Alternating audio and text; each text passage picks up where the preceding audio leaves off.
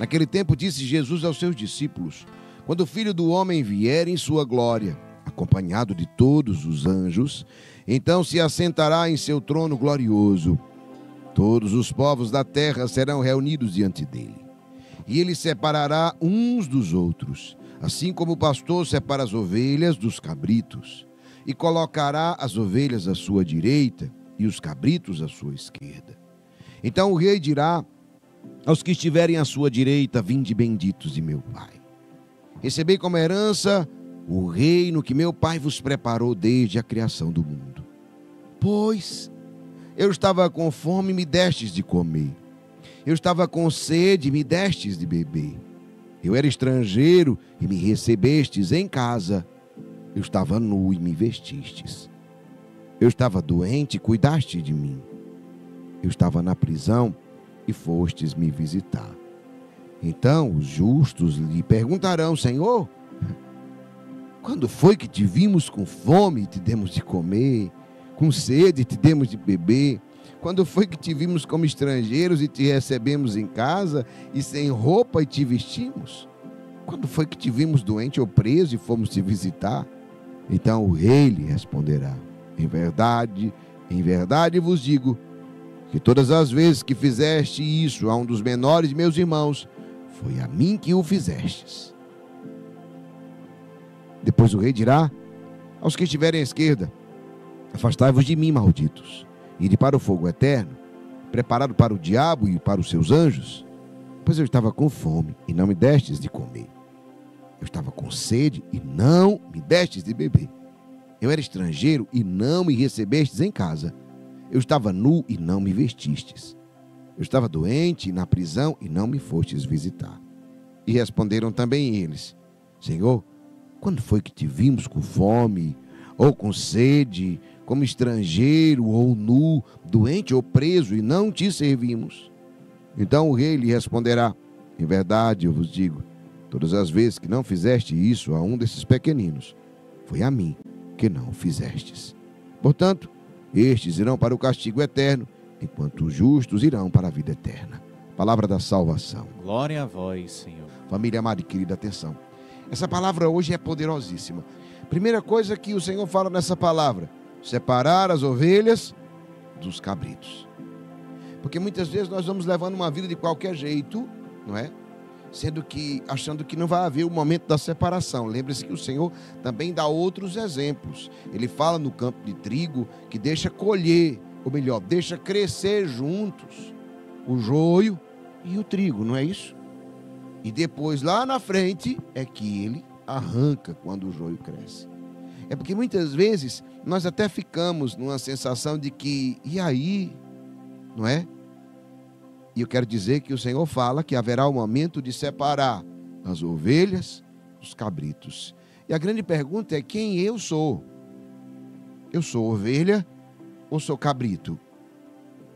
Isso daqui é muito forte, é a primeira coisa. Qual a diferença da ovelha?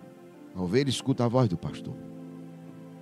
A voz não só escuta, ela obedece a voz do pastor. O cabrito, não, ele sai em todo lugar. Ele come em todo lugar. Ele não escuta a voz do pastor. Ele não vem. Ele está fora. As ovelhas estão em rebanho. Os cabritos estão fora do rebanho. Isso é forte, né? Então, quem eu sou? Nós somos chamados hoje a ser verdadeiramente ovelhas. Mas preste atenção. Primeira coisa, lembremos, somos chamados a ser ovelhas e não cabritos. Escutemos a voz do Senhor e não só escutar a voz do Senhor, obedecer à voz do bom pastor. E aí, uma segunda coisa dessa palavra de hoje: o meu orar deve transformar o meu agir. Lembre-se disso que eu estou te falando agora.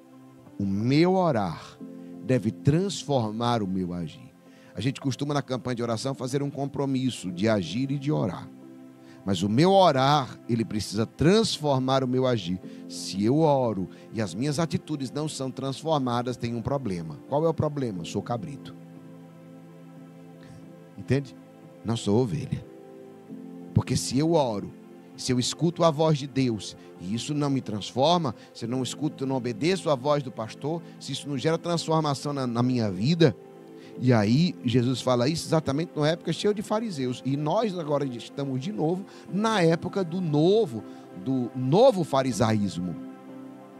Então, tudo que Jesus disse sempre foi atual. E ainda hoje se renova de uma forma mais evidente. Sim. Pessoas que oram, mas que isso não transforma a sua vida. E aí ele vem falar das obras de misericórdia e vem falar hoje sobre a caridade. Nós estamos vivendo um tempo de muito fechamento. Cada um no seu quadrado. Né? Cada um no seu quadrado. Perceba, até dentro dos grupos, até das próprias comunidades, cada um no seu quadrado. Nós vivemos um tempo muito isolados, sabe? De muito egoísmo e egocentrismo. Eu e os meus. E os outros? Não estou nem aí para os outros. Eu e os da minha casa. E os outros? Problema dos outros. E o Senhor hoje vem falar isso muito forte. Que o meu orar deve transformar o meu agir.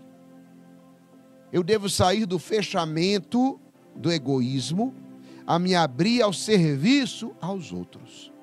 Olha, amado, amada, escolhido, escolhida de Deus. Isso daqui é muito forte. Por quê?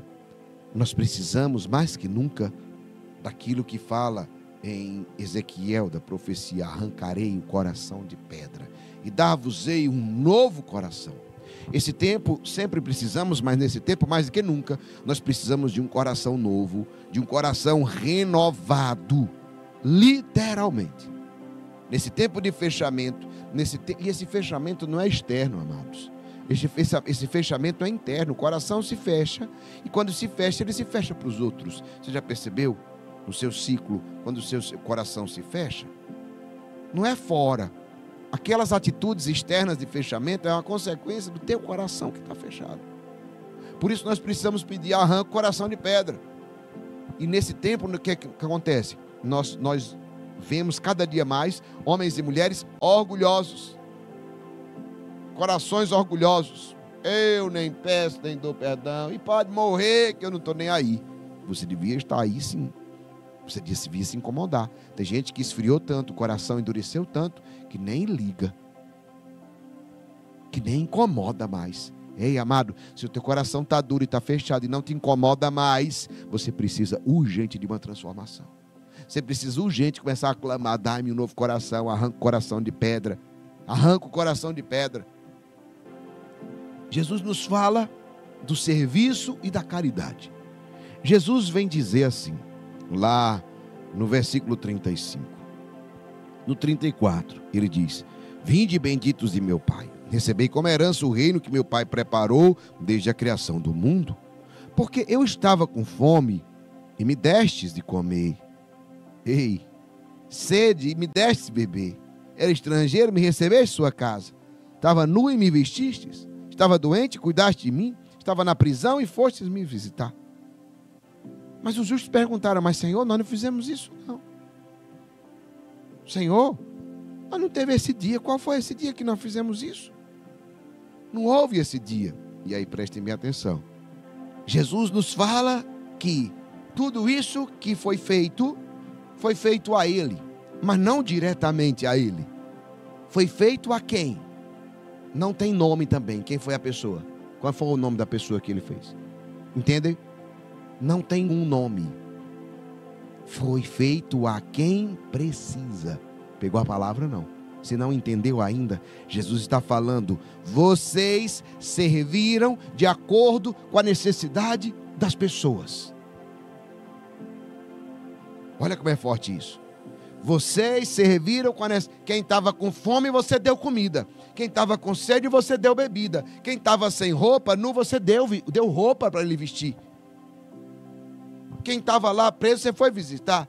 Quem estava doente, você... Então, de acordo com a necessidade de cada um coração aberto agiu servindo. Então, Jesus está nos falando do serviço da caridade. Tem uma frase que diz: quem não vive para servir, não serve para viver.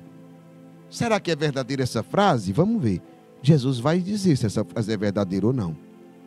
Ele diz, inclusive assim, na outra, para os cabritos, né? Olha, Afastai-vos de mim, malditos. Olha como é forte. Coloca o versículo 46. Porque estes irão para o castigo eterno, enquanto os justos irão para a vida eterna. Ei, quem não vive para servir, não serve para viver a vida eterna. Os que serviram vão ganhar a vida. Os que não serviram vão perder a vida. Quem não vive para servir, não serve para viver. Isso daqui é muito forte. Jesus deixa muito... E aqueles homens, os cabritos, que se achavam de Deus, eles perguntam, mas Senhor, quando foi que o Senhor precisou de nós, que nós não servimos?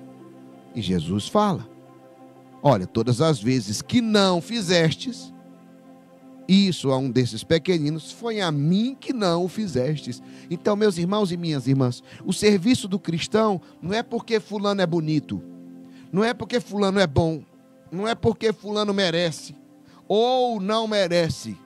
Nós fazemos isso por amor a Cristo. Então presta atenção à diferença da caridade cristã para a caridade que não é cristã. Olha, tá vendo? Fulano tão bonzinho, sofrendo tanto, vamos ajudá-lo. Olha, fulano que passou por uma grande decepção, vamos ajudá-lo. Tem um pessoal ali que merece a nossa ajuda. Já o cristão não. Tem fulano ali que não merece ajuda, não merece nada, mas mesmo assim a gente vai ajudar por amor a Cristo, porque é a Cristo. Por que eu ajudo? Porque ele precisa. Eu não ajudo porque ele merece. Eu não sirvo porque fulano merece. Eu não sirvo porque fulano é bom, ou porque fulano passou por uma crise e agora está sofrendo. Não, eu sirvo independente do que ele passou. Eu sirvo independente do que ele está vivendo, independente do merecimento. Eu sirvo porque ele precisa. Ah, mas nem merece. Exatamente, eu sirvo por amor a Cristo. E Jesus me deixou claro, cada vez que fizeres algo, que fizer algum desses serviços, isso é muito forte, foi a mim que fizestes. E nesse tempo, onde não se fala mais disso, se orienta todo mundo se fechar em rituais fechados, em situações de fechamento, nós vamos cada vez mais, podemos correr o risco de nos trancar, inclusive dentro da igreja, dentro da nossa vida de oração. Por isso que eu disse a frase, o meu orar deve transformar o meu agir, porque senão a gente corre o risco de se fechar, dentro da igreja, dentro do grupo, dentro da comunidade, a gente corre o risco de se fechar, e nós somos chamados, impelidos nessa quaresma, a nos abrir, e nos abrir ao serviço. E olha, é interessante, e a consequência do serviço é o céu. O servir me leva ao céu. E o servir me leva a prosperar na terra. Me leva a crescer aqui na terra. Então digo a você, hoje, nessa quaresma, nós somos interpelados. Nós somos incomodados a começar a servir mais. Abra os olhos. Veja a partir de quem... Eu começo ajudando quem, Geraldinho? É o próximo. Veja aqueles que estão mais próximos de você. E o próximo é quem você encontrar. Lembra do bom samaritano? Quem era o próximo dele? Hein? Era aquele homem que estava lá caído, machucado, não era? Ele conhecia o homem? Não. Mas ele era o próximo? Era, porque era quem estava diante dele. Comece a observar os próximos que aparecerem.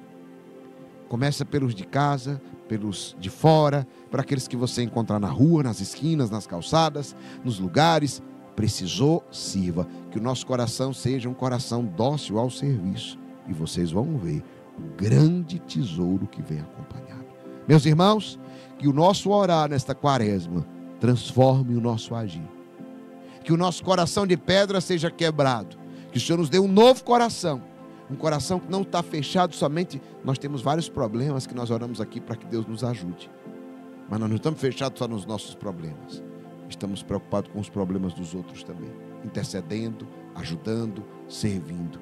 Cada um dá aquilo que tem. Amém?